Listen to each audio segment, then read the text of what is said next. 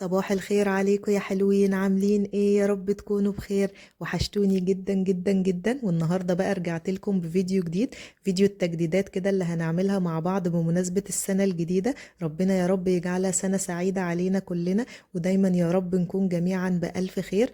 الفيديو اللي فات كده كنت وريتكم شوية مشتريات اشتريتها علشان هبدأ ان انا اجدد بيها الريسبشن عندي.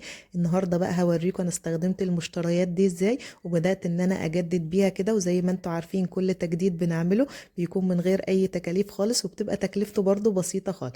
انا كنت اشتريت شوية حاجات كده، وفي حاجات بصراحة كنت لقيت سعرها غالي شوية، فبدأت ان انا اعملها بصراحة عندي في البيت. هبقى اسيب لكم برضو الفيديو ده تحت كده في صندوق الوصف علشان تتفرجوا برضو عليه، ان شاء الله هيعجبكم قوي. إيه كمان عايزة اقول لكم ان القماش الكاروهات اللي انا اشتريته بجد طلع شكله تحفة قوي. كمان على الركنة كده زي ما انتوا شايفين كان شكله قمر قوي، شكله حلو قوي. وبرضو ادى برضو بهجة كده باللون الاحمر اللي هو موجود فيه. وانا حبيت برضو ادخل كده شوية حاجات لونها احمر في الهدايا مثلا، والسكارف اللي انا حطاه برضو على البف الصغير ده. بصراحة الشكل كله كان حلو قوي. هوريكم بقى كل التفاصيل دي دلوقتي.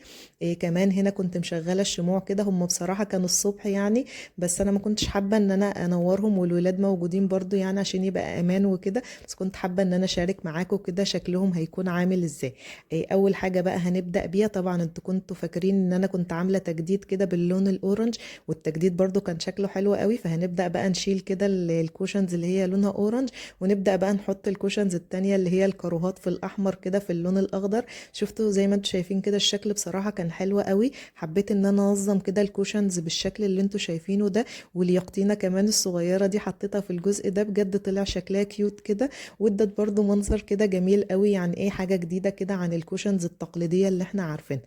إيه كمان بقى الجزء اللي هو بتاع البفات ده حطيت عليها كوشنز برضو كده من لونها، وحطيت طبعا عليها سكارف برضو احمر كده اداها شكل كويس قوي.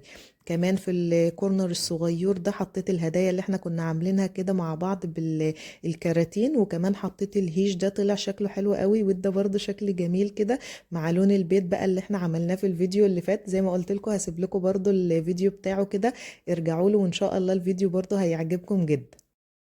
هبدأ بقى كمان ان انا استخدم الورد اللي هو لونه احمر ده. حسيت كده ان لونه هيكون كويس مع الالوان كلها كده ان احنا مستخدمينها. كمان بدأت ان انا اقصه كده، وهبدأ بقى ان انا احطه في الفازة كده. هو بس كان طويل برضو شوية، فانا بدأت ان انا اقص منه زيادات كده علشان يطلع برضو قد الفازة اللي هي اللي موجودة معايا دي. كمان كان عندي الشمعدانات اللي هي الكريستال دي، حبيت ان انا احطها كده، حسيت ان شكلها بصراحة هيكون حلو قوي.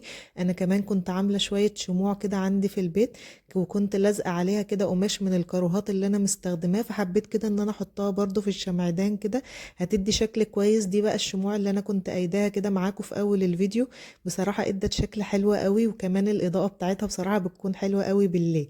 إيه كمان كنت عامله كتاب الديكور ده برضو، كنت سألت بصراحه على سعره ولقيت سعره غالي، فقلت انا هعمله في البيت والله. وطريقته سهله كمان وبسيطه خالص، وطلع زي ما انتم شايفين كأنه زي الكتب الجاهزه اللي بتتباع بره.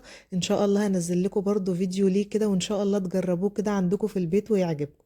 إيه كمان بقى فاكرين الرفوف دي اللي احنا كنا عاملينها مع بعض من ملة سرير كده، كانت موجودة عندي، ركبتها بقى عندي. وهبدأ كده برضو ان انا احط عليها شوية ديكورات.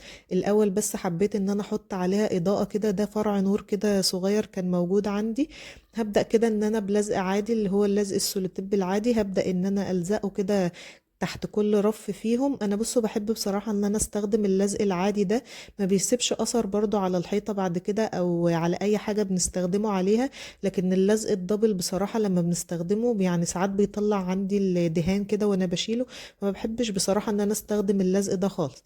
إيه كمان بقى دي البراويز الصغيرة اللي احنا كنا شاريينها مع بعض، حطيت فيها كده جزء كده من القماش الكاروهات اللي انا كنت جايباه. بصراحة طلع شكله حلو قوي، كنت شفت واحدة عملته بصراحة، فحبيت كده برضو ان انا اعمله. حسيت ان ده شكل كويس كده للبرواز.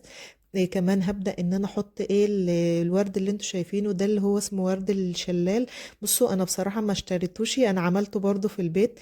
إيه كنت جايبة معاكم كده في فيديو المشتريات فرع من الورد، فقصيته كده وبعلبة زبادي موجودة عندي والله عملته كده ولزقته عليه، وطلع شكله حلو قوي. كمان حطيت شوية كتب كده، وحطيت بقى شوية ديكورات بسيطة كده برضو على الرفوف، ادتها شكل كويس. وعاوزة اقول لكم ان الاضاءة برضو بصراحة ادتها شكل جميل قوي، خلت بصراحة شكل الرفوف حلو قوي. كمان بقى كان ناقص كده معايا قماش من الكوشنز وكده، ما كنتش بصراحة عارفة ان انا اعمل بيه ايه. فبصوا لزقتهم في بعض كده بقماشة خضراء، يعني لزقتهم حتى والله بمسدس الشمع كده، ما خيطتهمش، انا مش شاطرة يعني برضو لسه في الخياطة قوي بتعلم. وقلت اعمله بقى ايه مفرش كده بسيط للرف اللي هو تحت الشاشة اللي موجود عندي، وابدأ برضو ايه عشان تبقى الالوان كلها شكلها كويس كده، ويبقى كده كل الديكورات ماشية مع بعض. وهبدأ بقى ان انا احط الديكورات بتاعتي كده، حطيت الزرعة البسيطة اللي انتوا شايفينها دي، قلت برضو اللون الاخضر كده مع المفرش هيبقى كويس. وهبدأ بقى كمان بعد كده احط النتيجة كده. غيرت اليوم بتاعها، تقريبا كان النهاردة يوم 26 ديسمبر، خلاص السنة بتخلص، يا رب يا رب يا رب ان شاء الله تكون السنة الجديدة سنة سعيدة علينا كلنا. وكمان بدأت ان انا احط كده المبخرة، وحطيت برواز برضو بسيط كده مكتوب عليه هوم سويت هوم. بصراحة بحب البرواز ده قوي، صغير كده وشكله حلو، وانا كنت طابعة الورقة دي كده وحطها جوه، فبصراحة بتدي شكل كويس كده. واللون الاخضر برضو اللي هو موجود على الورقة ده ادى كده برضو شكل كويس معانا. ايه كمان بقى الرف الصغير اللي تحت ده حطيت فيه المصحف والراديو، وكمان ايه فانوس صغير كده لونه اسود، يعني الالوان كده يبقى كلها ماشية مع بعض. إيه اخر جزء بقى موجود عندي في الرف اللي هو تحت الشاشة، حطيت مفرش برضو صغير كده، وكنت عاملة بيت الديكور دوت كده، وحط في قلبه الشمعة، بصراحة ادته شكل حلو قوي. هنوره لكم كده دلوقتي، وكمان لما بطفي الانوار كلها بصراحة بتديله شكل جميل قوي. إيه عملته كده برضو في البيت بعلبة عصير كانت موجودة عندي، إيه كنت موريه لكم برضو كده في فيديو المشتريات، وعملنا واحد مع بعض في الفيديو، هسيب لكم اللينك برضو بتاعه تحت تتفرجوا عليه، بجد والله فيديو حلو، وطريقتها كده بسيطة وسهلة، ممكن نجدد بيه كده بحاجات بسيطة موجودة عندنا.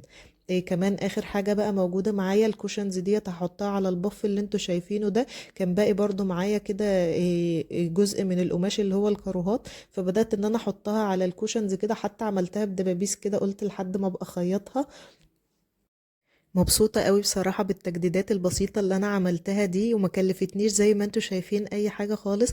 هو بس يعتبر متر القماش اللي انا اشتريته اللي هو الكاروهات ده، بدأت ان انا اجدد بيه كده في الريسبشن عندي. بصراحة الكوشنز برضو لما كل فترة بنغيرها كده، زي ما تكون بتدي شكل والله جديد للريسبشن عندنا. يا رب يكون الفيديو النهاردة عجبكم، والتجديدات اللي انا عملتها تكون عجبتكم. كده بقى خلاص الفيديو خلص، يا رب يكون النهاردة الفيديو عجبكم، والتجديدات اللي انا عملتها بالحاجات البسيطة دي تكون عجبتكم، وتجربوا برضو منها حاجات كده عندكم في البيت، وتجددوا كده بمناسبة السنة الجديدة. وان شاء الله يا رب ربنا يجعلها سنة سعيدة علينا كلنا، ودايما كلنا وكل حبايبنا نكون دايما بألف خير.